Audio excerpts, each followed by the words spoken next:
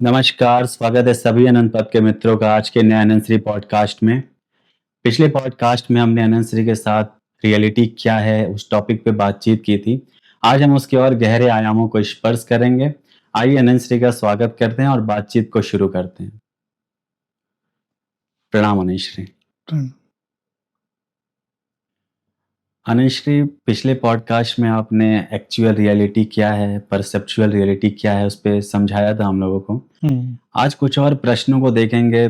कई जगह जो वास्तविकता क्या है, रियलिटी क्या है, उस पे जब बातचीत होती है तो अक्सर लोग ब्रह्म क्या है उस पे आते हैं और ये संसार क्या है। कई जगह सुनने को मिलता है कि ब्रह्म द्वारा देखा गया सपना ही संसार है। लेकिन अगर ब्रह्म जागा हुआ है तो फिर सपने में जो लोग हैं वो क्यों सोए हुए हैं? क्या ये सही है? उसका देखा गया सपना ही है संसार। देखिए, बहुत सारा जब ये चिंतन मनन किया गया, तो मनुष्य की रियलिटी को जानने के लिए उस पर काम किया गया और जब उन वास्तविकताओं को जानते हैं, तो कई सारी चीज़ें केवल फिलोसॉफ़िकल हो जाती हैं। उन फिलोसॉफ़िकल चीज़ों को हमको फिर से नए सिरे से देखना चाहिए और समझने की कोशिश करना चाहिए। कोई चीज़ पहले कभी कैसे कह दी गई है, किस संदर्भ में कह दी गई, महत्वपूर्ण नहीं है। अब ब्रह्म जो शब्द हमने कॉइन किया है, तो देखा जाए ब्रह्म शब्द भी एक परिकल्पना है कि किसी ऐसी अबूझ सत्ता को समझने और समझाने की जिसको हम ऐसे समझा नहीं पा रहे हैं। जैसे आज हम कहें कि एंटी मैटर है जो मैटर को संभालता है, तो एंटी मैटर भी भौतिक जगत में एक परिकल्पना है। अभी उसका कोई वास्तविक प्रमाण नहीं किसी के पास है, लेकिन उस परिकल्पना के आधार पर कई चीज़ें हम सॉल्व करते हैं। तो विज्ञान में भी हम कई परिकल्पनाएँ लेते हैं और उन परिकल्पनाओं के आधार पर कई जो गुत्थियाँ होती हैं, समस्याएँ होती हैं, उनको हम हल करते हैं।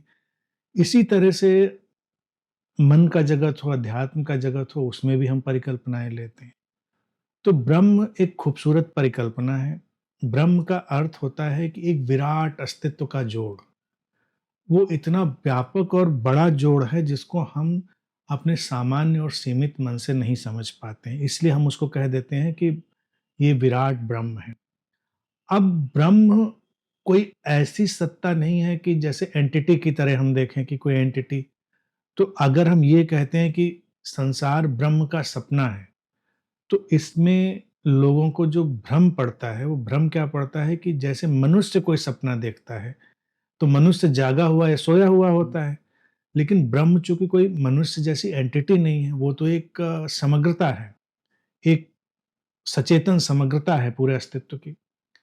तो वहाँ पर ये बात जब कही गई अतीत में मनीषियों के द्वारा कि ये संसार ब्रह्म का स्वप्न है, तो एक रिफ्लेक्शन है जिसको हम देख रहे हैं, वो उस विराट जागतिक सत्ता का एक प्रतिबिंब है और प्रतिबिंब वास्तविक भी हो सकता है, प्रतिबिंब अवास्तविक भी हो सकता है।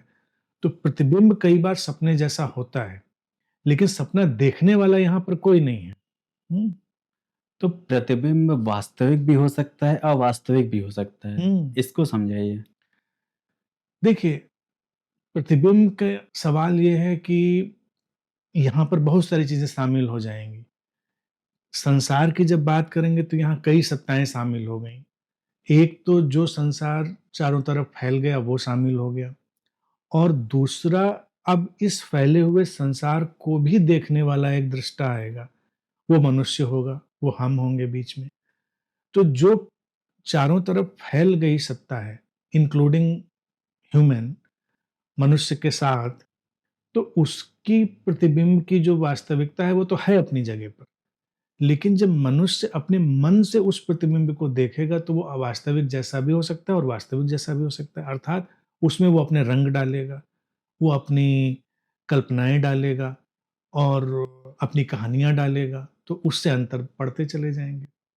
तो वास्तविक प्रतिबिंब को हम कैसे देख सकते हैं? क्या वास्तविकता का यहीं पे अर्थ होता है कि हम वास्तविक जो रिफ्लेक्शन है उसका, उस कॉन्शियसनेस का जिसको आप बता रहे हैं, हुँ। तो क्या वही वास्तविकता की तरफ हमें ले जाता है?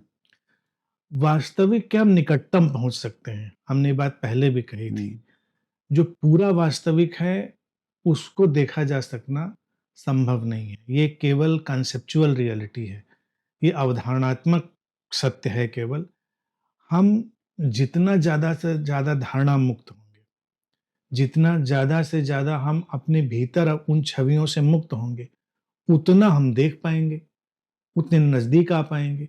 लेकिन ऐसा हो नहीं सकता कि जब तक हम मनुष्य के इस रूप में सक्रिय हैं, तो कोई भी धारणा, पारदर्शी सी धारणा हमारे पास ना हो, ऐसा नहीं होता। तो हम जो कुछ भी देखते हैं उसमें हमारा होना भी शामिल होता है।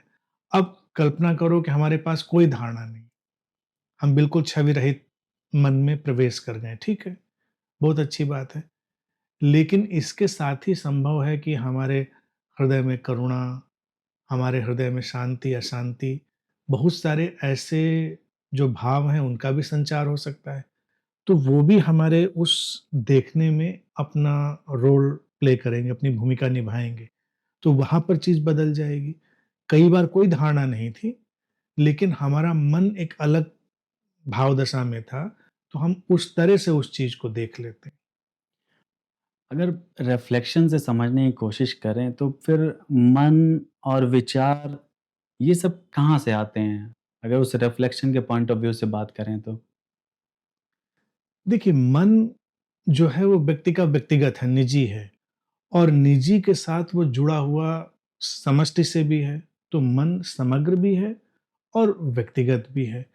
व्यक्तिगत मन बनता है उसके व्यक्तिगत अनुभवों, व्यक्तिगत संस्कारों और व्यक्तिगत जो उसके दैनिक जीवन के क्रियाकलाप हैं, उनसे बनता है, जो व्यक्तिगत मन है। और व्यक्तिगत मन में ही सोई रहती है, जो जागतिक मन है उसकी संभावना। तो हम दोनों को मिक्स कर लेते हैं कई बार, इसीलिए कई बार हम कुछ ऐसी चीज़ें भी देख लेते हैं जो हमारे सीमित मन के दायरे में नहीं होती हैं और ज़्यादातर हम वही देखते हैं जो हमारे सीमित मन के दायरे में होता है। जैसे उदाहरण के लिए कहते हैं कोई व्यक्ति बहुत प्रेम से भरा है, किसी के प्रेम में है, तो आसमान में चाँद देखता है, तो उसको एक प्रेमिका का चेहरा नज़र आता है, प्रेमी का चेहरा नज़र आता है। यही कोई व्यक्ति बहुत वैज्ञानिक दृष्टि से भरा हुआ है, अन्वेषण और खोज की दृष्टि से भरा हुआ है, तो उसको एक वो खगोलीय पिंड के रूप में दिखता है जिस पर वो कोई अनुसंधान कर सकता है। यही कोई भूखा व्यक्ति जिसको बहुत भूख लगी, कई दिनों से खाना नहीं मिला है, वो जब चाँद को देखता है, तो उसको आसमान में तैरती हुई रोटी नज़र आती है। तो अंतर्दशाओं से, अंतर मन के बदलाव से बाहर की देखी गई जो रियलिटी है, वो बदलती चली जाती है। आप अक्सर कई बार कहते हैं कि एक विंडो हमेशा ओपन रहती है मनुष्य के लिए, कि वो रियलिटी की तरफ झाँक सकता है। जो एक्चुअल रियलिटी की तरफ है उसके करीब या वो वहाँ तक पहुँच सकता है। तो वो किस विंडो की आप बात कर रहे होते हैं? विंडो तो देखिए उसके मन को पारदर्शी बनाने की विंडो है। विंडो एक ही है, कितना हम धारणा मुक्त मन से देख सकते हैं। हम हर चीज़ को टैग करते हैं, हर व्यवस्था को टैग करते हैं।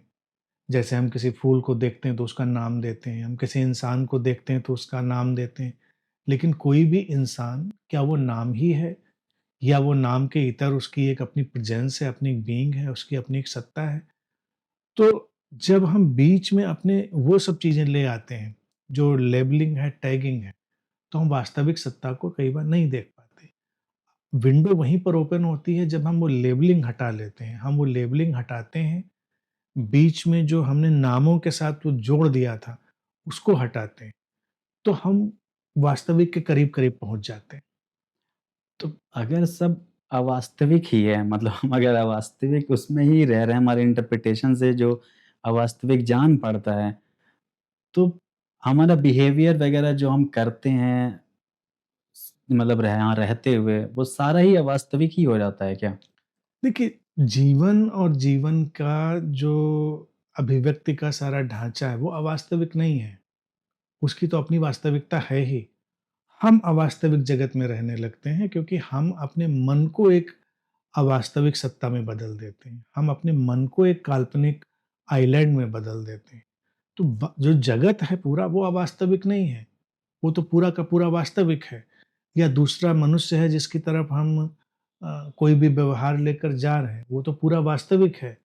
लेकिन हमारा मन जो एक आइलैंड में बदल गया है, एक द्वीप में बदल गया है, वो उसको अवास्तविक बना देता है।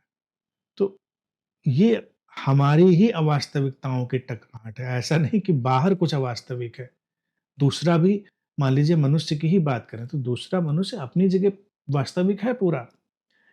लेकिन वो हमारी अवास्तविकताओं से मिलकर हमारे लिए एक अवास्तविक सत्ता बन जाता है। जैसे इस पर एक और अ, चिंतन किया गया अतीत में मनीषियों के द्वारा, तो उसको देखना बड़ा रोचक रहेगा। कहते हैं कि जब 2 लोग मिलते हैं, तो वस्तुतः एक भीड़ मिलती है। एक तो जो व्यक्ति है, वो, और एक जो मिलने वाला दूसरा व्यक्ति है, वो। तो ये 2 हो गए, जो वो सचमुच में हैं, जिसको शायद वो अभी स्वयं भी नहीं जानते। फिर एक व्यक्ति जो स्वयं को कुछ मानता है, अपने बारे में जो उसने धारणा बनाई है, तो दोनों ने अपने बारे में एक-एक धारणा बनाई, तो वो 2 धारणाएँ मिलती हैं। हुँ। फिर हमने जो दूसरे के बारे में धारणा बनाई, दूसरे ने हमारे बारे में धारणा बनाई, फिर वो धारणाएँ 2 मिलती हैं। फिर ये 2 धारणाएँ मिलकर फिर तीसरी धारणा बनती है एक-दूसरे के बारे में, तो वो धारणाएँ मिलती हैं। तो मिले 2 लोग, लेकिन यक-बयक सारी एक भीड़ इकट्ठी हो गई, अवास्तविक परिस्थितियाँ बन गई, और इस सारे जो प्रोसेस के बीच में जो वास्तविक होना था व्यक्ति का, वो दब गया, वास्तविकता तो कभी मिल ही नहीं पाए। कभी मिल ही नहीं पाई, वो दब गई, क्योंकि वो सब छवियों का इमेजेस की टकराहट शुरू हो गई। अक्सर एक कहावत चलती है कि इस दुनिया में एक ही सच्चाई है, मौत। हुँ। तो क्या ये सच है? मौत सच्चाई है? मौत को इसलिए सच्चाई कहते हैं क्योंकि उसको इरिवर्सिबल लोगों को लगता है। इरिवर्सिबल लगता है कि उसको हम रिवर्स नहीं कर सकते हैं, मौत आई, तो आई ही। लेकिन यूँ देखा जाए हर लम्हा एक सच्चाई है, क्योंकि अगर मौत के ही परिप्रेक्ष्य में देखें तो मौत तो हर लम्हे में है। जो अभी का लम्हा बीता वो दोबारा तो आएगा नहीं। जो ये क्षण गया दोबारा आएगा नहीं। तो ये क्षण भी अपने आप में एक सच्चाई हो गई। मौत के बारे में लोगों ने एक एक्ज़ैगरेटेड, अतिशयोक्तिपूर्ण जो दर्शन विकसित किया, वो इसीलिए क्योंकि मौत से भय बहुत लगता है। क्योंकि उनको लगता है एक बार आ गई तो दोबारा फिर तो जीवन आएगा नहीं। तो इसलिए वही एक वास्तविक है। लेकिन उन लोगों को ये नहीं दिखाई देता है कि जो ये पल गया, ये भी तो दोबारा नहीं आएगा। तो ये पल भी उतना ही वास्तविक है। जिस पल में हम जी रहे हैं, इस पल में जिसमें ये जीवन धड़क रहा है, ये भी उतना ही वास्तविक है। ये अवास्तविक नहीं है। बस हम अपनी परिकल्पनाओं के माध्यम से इसको चूँकि जी नहीं रहे, इसलिए अवास्तविक जैसा लग रहा है ये। आप अक्सर कहते हैं कि फंक्शनल यूटिलिटी के लिए मतलब इंटरप्रिटेशन कुछ हद तक तो ज़रूरी हो जाता है। लेकिन इंटरप्रिटेशन ही अगर अवास्तविक है, तो फिर हम वास्तविकता की तरफ बढ़ेंगे कैसे? इंटरप्रिटेशन देखिए बुरे नहीं हैं। इंटरप्रिटेशन में अटक के ही रह जाना, वो बुरा है। फंक्शनल यूटिलिटी के लिए हम कुछ चीज़ों को, कुछ लोगों को डिफ़ाइन करेंगे, लेकिन अगर हम उसको ही पूरी तरह आरोपित कर देंगे, तो हम वास्तविक दुनिया से कट जाएँगे। जैसे मान लो एम्प्लॉयर एम्प्लॉयी की ही बात ले लें। कोई कहीं काम कर रहा है, कोई बॉस है या मालिक है। अब जिसने काम वहाँ पर करना शुरू किया, तो फंक्शनल यूटिलिटी के लिए तो ये ठीक है कि एम्प्लॉयर एम्प्लॉयी का रिश्ता रहे, फंक्शनल यूटिलिटी के लिए। लेकिन जैसे वो एक्चुअल रियलिटी में जाए व्यक्ति, तो वो देखे कि ये इंसान है, अपने आप में एक अलग सत्ता है, और यहाँ पर कोई ये रिश्ता नहीं है। लेकिन आम जीवन में क्या होता है, ये कंटिन्यूअस कायम रहता है। वो बाज़ार में भी मिल जाएगा व्यक्ति, तो भी एम्प्लॉयर एम्प्लॉयी होगा। वो कहीं और मिल जाएगा, तो भी एम्प्लॉयर एम्प्लॉयी होगा। वो घर में मिलने आएगा, तो भी एम्प्लॉयर एम्प्लॉयी होगा। बात खत्म हो गई। तुम्हारे ऑफ़िस से निकला, ऑफ़िस में जो असाइन्ड ड्यूटी थी वो खत्म हुई। अब वो एक अलग इंसान, अपनी एक मौलिक सत्ता में जीता हुआ व्यक्ति है, और दूसरा उस मौलिक सत्ता में जीता हुआ व्यक्ति है। अब इन दोनों के मिलने पर वो जो कॉन्सेप्चुअल रियलिटी थी वो नहीं आनी चाहिए, लेकिन वो आ गई। तो फंक्शनल यूटिलिटी तो वहाँ पर है नहीं। हुँ। तो फंक्शनल यूटिलिटी के बीच में अगर हम उसको लाते हैं तब तो ठीक है। जहाँ पर ज़रूरत ही नहीं वहाँ पर उसको लाएँगे, तो ये अवास्तविक दुनिया हो गई। जब ड्रीम का पॉडकास्ट हो रहा था तो आपने बोला था कि रियलिटी को अगर जानना है तो ड्रीम भी एक विंडो होता है हमारा। तो हुँ, अगर कॉन्शसनेस का जो रिफ्लेक्शन है, हुँ, उसमें हमारा होना जो है, हुँ, फिर हमारा एक रिफ्लेक्शन जो ड्रीम है, हुँ। तो वो कैसे एक विंडो बनती है रियलिटी की तरफ जाने के लिए? इस स्वप्न की जो बात देखो पूछते हो, उसमें क्या है, मैंने कहा था कि स्वप्न जो हम नींद में देखते हैं, उसमें वास्तविकता को जानने का एक बड़ा भारी रहस्य छुपा हुआ है। यूँ तो हम स्वप्न को स्वप्न कहकर हटा देते हैं कि सब सपना है, देखा बेकार है। लेकिन उस स्वप्न में जो दृष्टा आता है और उस स्वप्न में जो अकर्ता आता है, वो वास्तविक सत्ता के करीब है। स्वप्न में कृत्य घट रहे होते हैं, क्रियाएँ बन रही होती हैं, परिस्थितियाँ बन रही होती हैं और करने वाला कोई नहीं होता। और एक तटस्थ दृष्टा होता है जो सारी प्रक्रिया को देख रहा है, जो उसमें इन्वॉल्व ही नहीं है। और ये सारी जो प्रक्रिया है मिलाकर हमें उस वास्तविक स्रोत के करीब लाती है, जो हमारे होने का, हमारे बीइंग का, अकर्ता का स्रोत है, दृष्टा का ढंग है। तो वो स्वप्न में हम सीख सकते हैं। तो जो हमारी नींद में देखे गए सपने हैं, वो भी हमारी वास्तविकता से दूर नहीं है। वो भी किन्हीं और रास्तों से वास्तविकता को हमारे सामने रिफ्लेक्ट कर रहे हैं। और कई बार ऐसे भी रिफ्लेक्ट कर रहे हैं कि जब वो अतार्किक चीज़ों को भी सामने लाते हैं, जो हमारी बुद्धि और समझ में नहीं पड़ती हैं, तो वो अनिश्चितता की प्रज्ञा को भी हमारे सामने लाते हैं। वो दिखाते हैं कि जीवन में कुछ भी अनिश्चित हो सकता है, जीवन में कुछ भी अतर्क हो सकता है। जीवन उस अनिश्चितता और अतर्क का जोड़ है। तो ये सब सपनों में छिपी हुई विज़डम के रिफ्लेक्शन है। इस पर हमने विस्तार से बात करी ही हुँ। थी। तो वास्तविकता से हमारे सपने भी हमको रूबरू कराते हैं। लेकिन सपने में जैसे हम उसको देखना शुरू करते हैं तो हम चूकते कहाँ पर हैं? हम उसको इंटरप्रेट करने लगते हैं। हम उसमें पर्सनल आइडेंटिटी की तरह से शामिल हो जाते हैं। तो सारी चूक हो जाती है क्योंकि वो सपना बस एक सपना है और उसमें हम एक किरदार हैं और उस किरदार में देखने वाली सत्ता जो थी वो बिल्कुल अलग थी। फिर हम उसको कहते हैं कि मैंने ऐसा देखा, मैंने ऐसा देखा।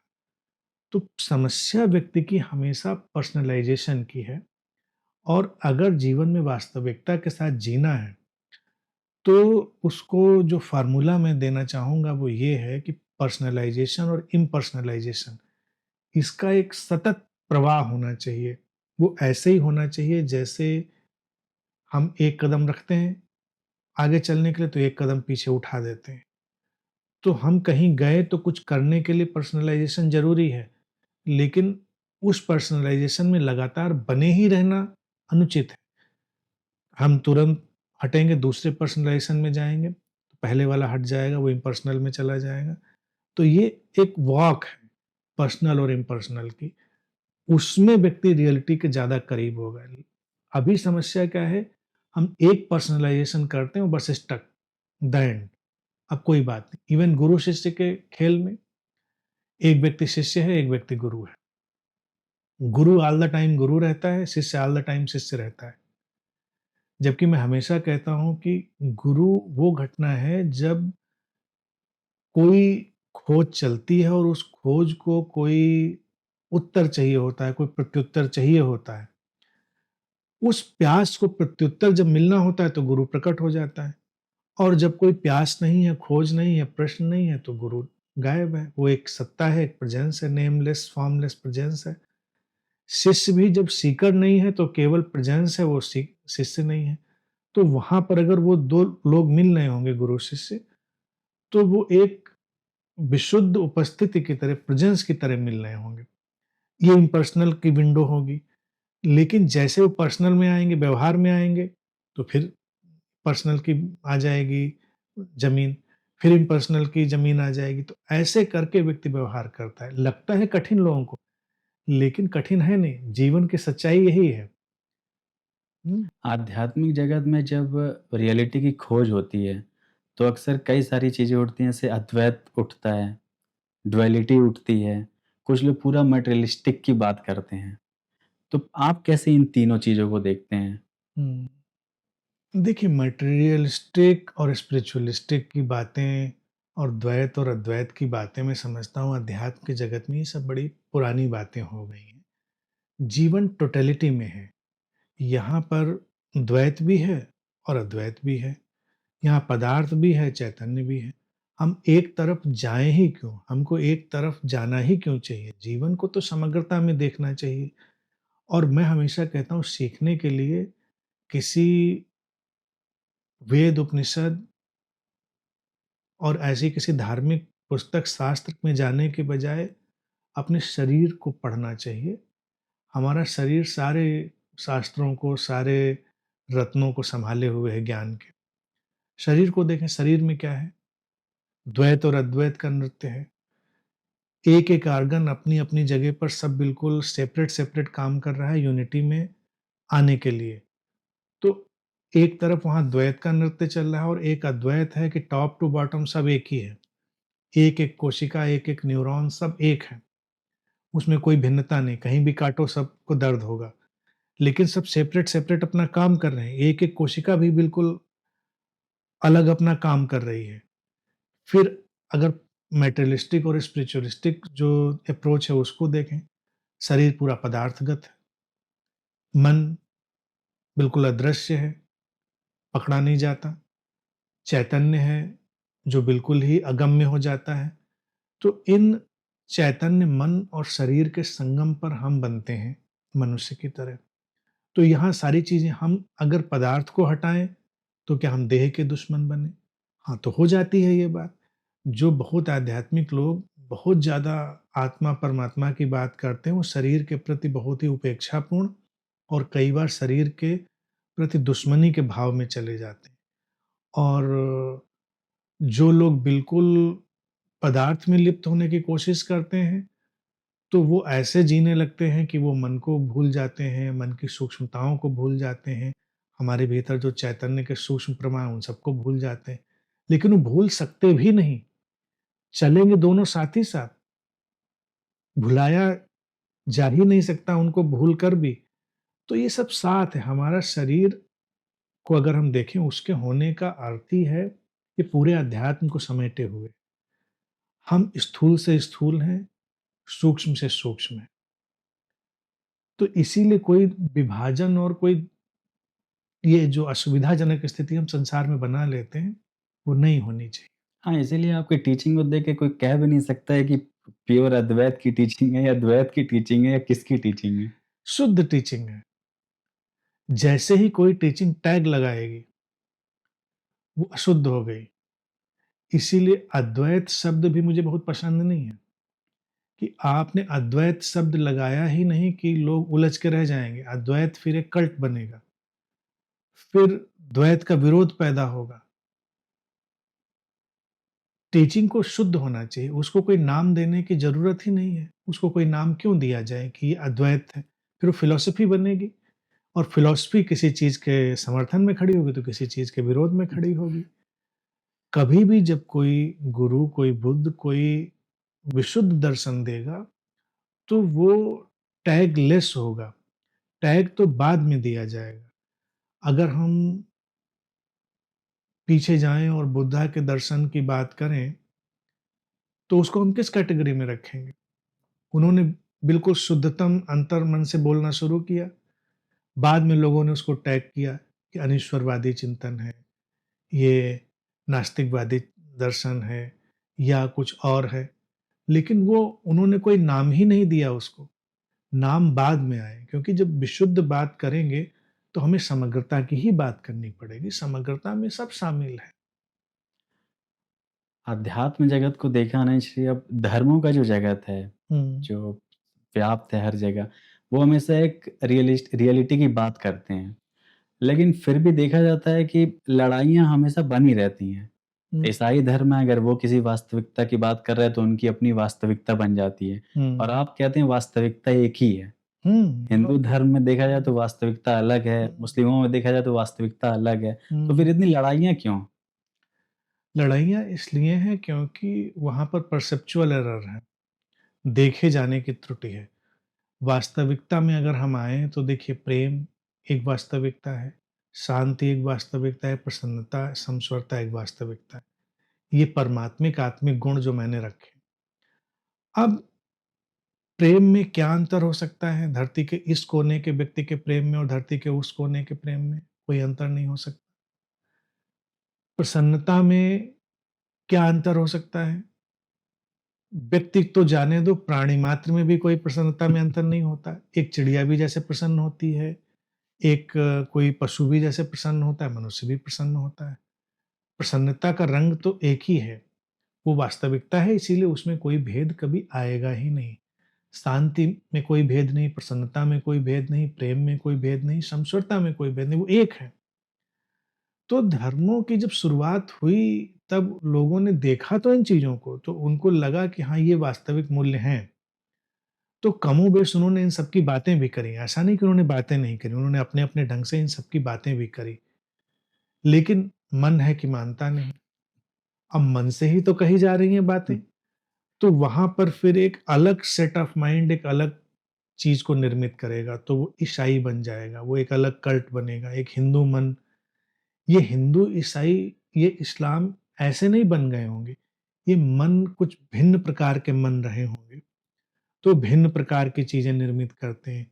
फिर वो अपना भिन्न शास्त्र बनाएँगे, फिर उनके भिन्न आराध्य और उनके सब प्रतीक होंगे। वो भिन्नता पैदा करते चले जाएँगे। वो बात अभिन्नता से शुरू करेंगे और फिर सारी भिन्नता पैदा करते चले जाएँगे। जैसे इस्लाम का ही उदाहरण लो, बात तो उन्होंने खूबसूरत कही कि एक ही खुदा है, जिसको नानक भी कहते हैं, एक ही नूर है, जो सब में समाया है। एक ही सत्य है। हिंदू भी, सनातन परंपरा भी यही कहती रही। अब सनातन की अगर बात करेंगे तो यहाँ पर खूबसूरत है, यहाँ उन्होंने कहा कि एक ही सत्य है, एक ही परमात्मा है, लेकिन विचार की और विचारधाराओं की इतनी भिन्न धाराएँ दिख जाएँगी कि लोग आश्चर्यचकित हो जाएँगे। इस्लाम में उनको क्या अड़चन हुई कि जिसको ये एहसास हुआ होगा, वो इतना बुद्धिमान व्यक्ति नहीं रहा होगा। एहसास तो हो गया, लेकिन फिर बुद्धि आड़े आ गई होगी। तो उन्होंने बिल्कुल अलग कल्ट बनाने की कोशिश की। सब चीज़ उल्टी करो, यहाँ तक अपनी वेशभूषा भी अलग कर दो, अलग तरह की दाढ़ी रखो, अलग तरह के कपड़े पहनो, अलग तरह का सारा खान-पान करो, अलग तरह का सब चाल-चलन करो, सब अलग कर दो। अगर एक ही था और भिन्नता ही नहीं थी, तब तो पानी में नमक की तरह घुल जाना चाहिए था, पता ही नहीं चलता, लेकिन ऐसे तो घुल नहीं पाए। अब उनको अपने रंग में सबको रंगना रंगना है, इसीलिए वहाँ कन्वर्जन शुरू हुआ। ईसाइयों को भी जब ये बात पकड़ी, तो उनके यहाँ कन्वर्जन शुरू हुआ। सनातन परंपरा में देखा जाए, कन्वर्जन जैसी कोई चीज़ कभी नहीं रही। यहाँ पर हम ईश्वर में भरोसे करने वाले, ना भरोसे करने वाले सभी को स्वीकार करते हैं। हमारे यहाँ चारवाक दर्शन भी है, हमारे यहाँ जो पूरी तरह से जीवन के उत्सव और उल्लास वाला दर्शन है, उसका स्वीकार किया और भी भिन्न विपरीत दर्शनों को स्वीकार किया। और एक लंबे समय तक भारत में कोई लड़ाई नहीं हुई, कोई अड़चन नहीं हुई। यहाँ तक कि जब बुद्ध आए और बुद्ध ने अपना दर्शन देना शुरू किया, तो काफ़ी समय तक मुझे लगता है कि किसी को कोई परेशानी नहीं थी। इसीलिए लोगों ने उनको एडॉप्ट किया, स्वीकार किया, क्योंकि भारत के लिए ये बिल्कुल जानी-पहचानी सी चीज़ थी। लेकिन फिर बुद्ध के दर्शन और देशना से तमाम वो लोग जिनके स्वार्थ थे, न्यस्त स्वार्थ थे, वो प्रभावित होने लगे। तो उन्होंने विभाजन शुरू किया। उस विभाजन के टकराव में ही मुझे लग रहा है कि फिर वो बौद्ध धर्म बन गया होगा। प्रारंभ में हो सकता है वो बौद्ध धर्म जैसी कोई चीज़ ना रही हो, बस एक अलग तरह से जीने वाले लोग रहे हों, धीरे-धीरे करके वो कन्वर्ट हो गया होगा। तो ये अंतर है, केवल जाने हुए सत्य और उसकी अभिव्यक्ति आने पर बदल गए व्यवहार में। एक गुरु की जो टीचिंग्स होती हैं, तो वो कितना सत्य होता है? ये निर्भर करता है गुरु के पायदान पर। गुरु भी एक ऐसा भारत में रोचक और रहस्यमय शब्द है कि गुरु सीढ़ी के पहले पायदान पर खड़े होने से लेकर सीढ़ी के अंतिम पायदान पर खड़ा हुआ व्यक्ति भी हो सकता है। और सब गुरु हैं, उसमें कोई अंतर नहीं, सब अच्छे हैं। जैसे बिल्कुल किंडरगार्टन में पढ़ाने वाला टीचर से लेकर और बड़े गहरे शोध में ले जाने वाला जो स्कॉलर है, वो सब टीचर हैं। तो गुरु की वास्तविकता, गुरु के अंतर्मन और गुरु की अपनी जो प्रज्ञा की स्पष्टता है उस पर ही निर्भर करती है। कौन गुरु किस धरातल पर व्यवहार कर रहा है। अनिश्री, धर्मों के जो लोग हैं, जो वास्तविकता के करीब ले जाने की कोशिश करते हैं, उनका हमेशा कहना होता है कि वास्तविकता की जब प्रश्न उठता है तो उसमें तर्क नहीं लगाना चाहिए। क्या ये सत्य है? ये बिल्कुल भी सत्य नहीं है। तर्क का इंस्ट्रूमेंट, तर्क का टूल अस्तित्व ने दिया ही चीज़ों को जानने समझने के लिए है। ये कभी कोई वास्तविक गुरु नहीं कहता। ये हमेशा वही लोग कहते हैं जो धर्म का व्यापार कर रहे हैं। जो गुरु नहीं है, गुरु के नाम पर कुछ और हैं। व्यापारी कह लो उनको, क्योंकि वो तर्क से डरते हैं, क्योंकि व्यक्ति तर्क करेगा तो तमाम चीज़ें चरमराने लगेंगी। तो वो कहेंगे नहीं, आस्था है, ये आस्था पर प्रश्न मत खड़े करो। अब व्यक्ति वास्तविकता तक जाए तो उसका पहला रास्ता तो प्रश्न से ही शुरू होता है। प्रश्न ही नहीं उठाएगा तो कुछ जानेगा कैसे? तो इसीलिए वो जो संगठित व्यवस्थाएं हैं, जो अपने को कहती तो धार्मिक हैं, लेकिन वो वस्तुतः धार्मिक नहीं है, वो कोशिश करेंगे कि मान लो, जानने की कोशिश मत करो, मान लो। हम कहते हैं सीकर। हम अनंत पद पर चलने वाले मित्रों को भक्त नहीं कहते हैं, उनको कहते हैं खोजी, सीकर। सीकर क्या है? वो सीख कर रहा है तो प्रश्न भी पूछेगा और कई बार झकझोर कर प्रश्न पूछेगा कि ऐसा कैसे है? ऐसा क्यों है? बात समझ में नहीं आ रही। लेकिन जब कोई धार्मिक जगत में जाएगा तो उसको येन केन प्रकारन भक्त टाइप का होना पड़ेगा। भक्त भी यूँ बुरा नहीं है, क्योंकि उसको मैं प्रेम का चरमोत्कर्ष मानता हूँ, लेकिन भक्त यहाँ पर एक अंधानुकरण करने वाला व्यक्ति होता है, जिसको कहा जाता है बस मान लो यही है और न तर्क सुनो, न तर्क करो। उसको वो धर्म निंदा, ईश निंदा की तरह लेते हैं। कितनी जगहों पर ईश निंदा के कानून बने हैं।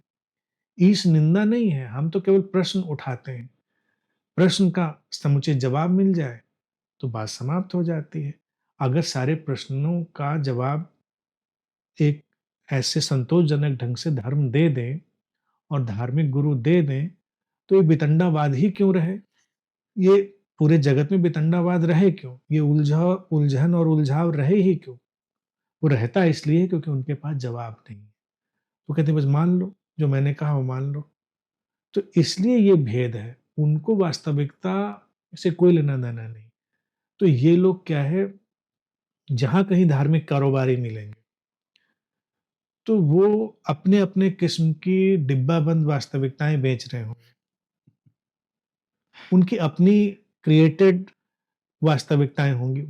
उनको वास्तविकता कहना गलत है हालाँकि, लेकिन उनकी दृष्टि में वो कहेंगे यही तो सही है, लेकिन वो सही नहीं है। तो ये अंतर है।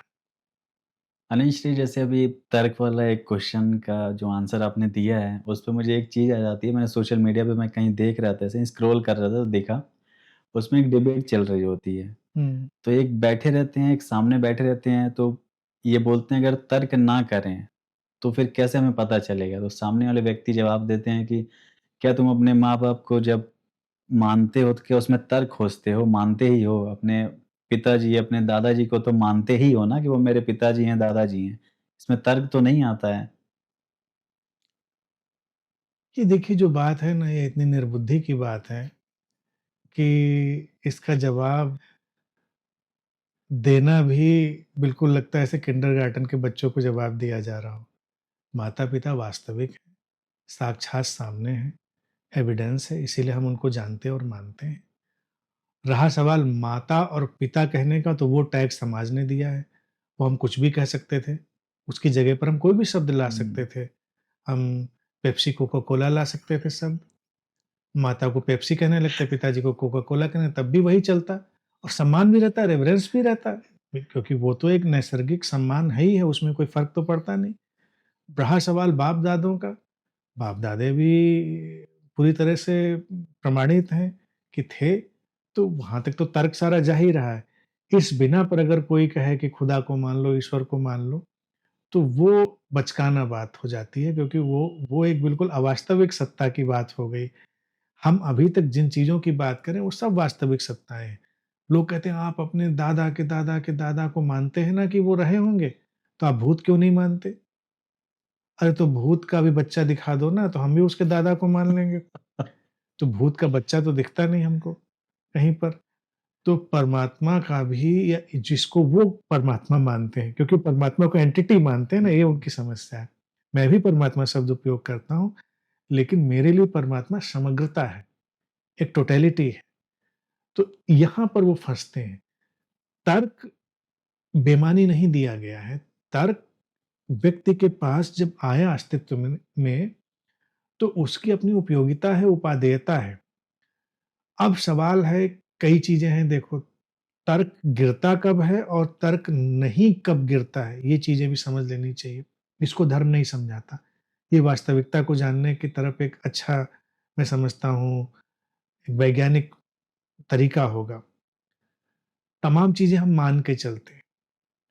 अब जैसे हम भोजन की बात देखें, उदाहरण में हम खाना खाते हैं, तो खाना खाना हमारा बंद कब होता है? जब हमारा पेट भर जाता है।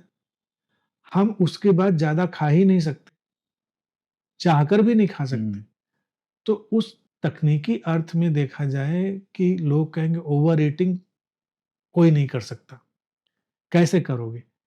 आपके पास कैपेसिटी लिमिटेड है, उस लिमिटेड कैपेसिटी में जितना डाल पाओगे उतना ही तो डालोगे, उसके बाद ओवर ईटिंग नहीं।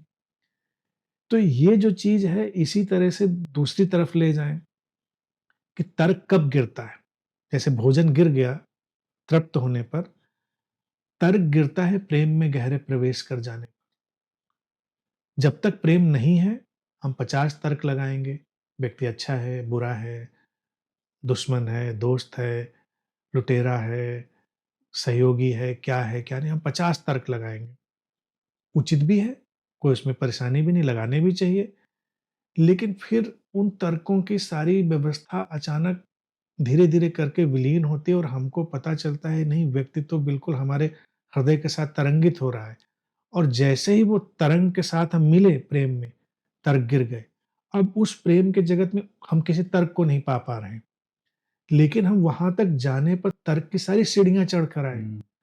और अगर हमने तर्क नहीं लगाया होता, तो ऐसा थोड़ा ही था कि प्रेम इसी विशुद्ध रूप में घटता।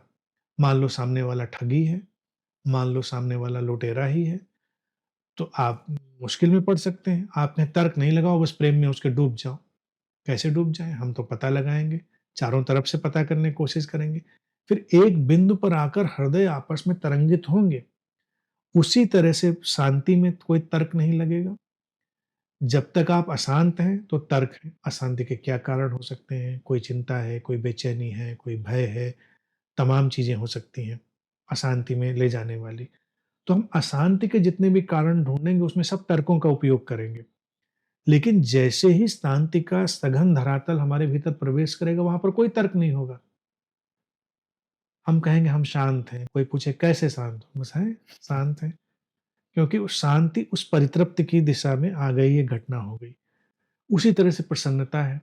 अप्रसन्नता के हम हज़ार कारण ढूँढेंगे और जब सारे कारण अप्रसन्नता के गिर जाएँगे और प्रसन्नता आविर्भूत होगी हमारे भीतर, तो प्रसन्नता की विशुद्ध स्थिति में कोई तर्क नहीं है प्रसन्न बस। एक जॉय या बीइंग है, जिसमें कोई तर्क नहीं है, लेकिन उसके पहले सारे तर्क हैं। तो तर्क एक बहुत ही ज़बरदस्त टूल है, जिसका हमें उपयोग निरंतर करना चाहिए, हमको कुंद नहीं बनाता। इसी तरह से गुरु-शिष्य का संबंध हो, लोग कहेंगे ना, गुरु में तो तर्क लगाने ही नहीं चाहिए। नहीं तर्क लगाएँगे, तो एक से एक स्टूपिड लोगों के चक्कर में पड़ जाएँगे और उनकी बातें होंगी तो वो कहेंगे बस मान लो। हम एक गुरु के पास जाते हैं, तर्क करते हैं, प्रश्न करते हैं, तमाम तरह की एक तरह से उलझनों से, गुत्थियों से, पहेलियों से गुज़रते हैं और फिर अचानक एक समाधान घटता है। फिर गुरु की बीइंग, उसकी उपस्थिति हमको स्पर्श करती है, तो सारे तर्क किनारे हो जाते हैं। तो ये हर जगह पर जो वास्तविकताएँ हैं, वहाँ पर तर्क विलीन होता है। तो इसको तो देखा, अब ये क्या होती है चीज़, जो धार्मिक प्रणेता किसी भी धर्म, कल्ट, मज़हब में रहे होंगे, तो उन्होंने वो स्थिति देखी होगी जहाँ पर उनको तर्क शायद नहीं मिला होगा। तो उन्होंने कहा कि तर्क नहीं होना चाहिए, लेकिन उनको ये नहीं पता था कि तर्क इसमें विलीन इसलिए हो गया है कि अब उसकी ज़रूरत नहीं रही। जब हम खीर बना रहे थे और उठाकर उसमें हमने 2 चम्मच चीनी डाली, तो चीनी विज़िबली दिखाई दे रही थी। लेकिन जब खीर में चीनी घुल गई, तो हमें चीनी थोड़ी दिखाई दे रही। जब तर्क का काम पूरा हो गया, तर्क घुल गया, उसने उसमें स्वाद पैदा कर दिया, तो उसको तर्क को अलग से देखने की ज़रूरत नहीं रह गई। तो इन लोगों ने वो चीज़ तो देखी होगी, तो उस पर इन्होंने सिद्धांत बना लिया कि तर्क नहीं होना चाहिए। तर्क है, लेकिन तर्क एक अवस्था में आकर विलीन हो जाता है। हाँ, आप अक्सर कहते भी हैं कि जब किसी निष्कर्ष पे पहुँचो उसके पहले बहुत यात्रा चलती है, चलनी वहाँ ही तक चाहिए, पहुँचने की। चलनी ही चाहिए। बहुत अच्छे से अनंत श्री आपने तर्क वाले प्रश्न को और जो भी वास्तविकता से जुड़े प्रश्न थे उसका आंसर दिया आपने। एक लास्ट जो क्वेश्चन है, हुँ। इसी से मिलता-जुलता है कि अतीत में कई प्रबुद्ध जो गुरु रहे हैं, वो भी अपने शिष्यों को बोलते थे कि जब मेरे पास आओ, तो अपना दिमाग वहीं पे रख के आओ जहाँ अपने जूते-चप्पल रख के आए थे। इस पे आप क्या कहेंगे? इस पे शिष्य को तर्क का उपयोग ज़रूर करना चाहिए, देखना चाहिए क्या गुरुजी भी अपना दिमाग वहीं रख कर आए हैं? गुरुजी तो भरपूर दिमाग के साथ बैठे हुए हैं। उनकी बातें सुनो, उनमें सब दिमाग है, तर्क है, प्रज्ञा है। उन्होंने तो निकाल के नहीं रखा और शिष्य ने निकाल कर रख दिया। तो शिष्य ने क्या किया? सोचना-समझना बंद कर दिया, पढ़ना-लिखना बंद कर दिया, चिंतन-मनन बंद कर दिया। तो वो एक रोबोट में कन्वर्ट होगा और धीरे-धीरे करके वो ब्रेन वॉश्ड रोबोट में कन्वर्ट होगा। ये बातें अक्सर तब कही गई जब गुरुओं के अंदर गुरुडम का जो वायरस है चला गया। वो अपने को एक कल्टिस्ट अप्रोच में लेकर जाने लगे, तो उनको चाहिए होते हैं ब्रेन वॉश्ड रोबोट। तो जो गुरु के रोल में है वो व्यक्ति तो पूरा दिमाग चला रहा है।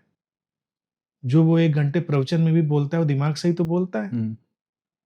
दिल से बोले तो हँसे, गाए, नाचे यही काम करे।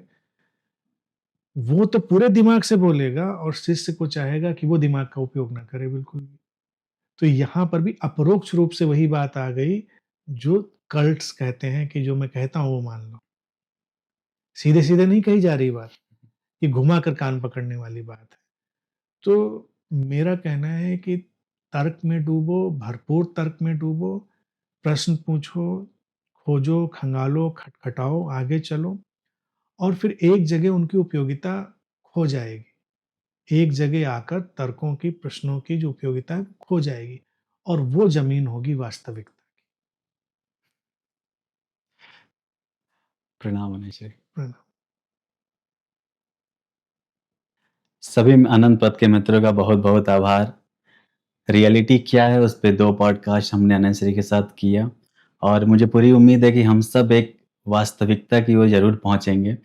तर्क वाले प्रश्न में मुझे एक चीज़ याद आती है कि अनंत श्री हमेशा कहते हैं कि खूब क्वेश्चन पूछो और दरवाज़ा खटखटाने की बात होती है तो अनंत श्री हमेशा कहते हैं खूब खटखटाओ।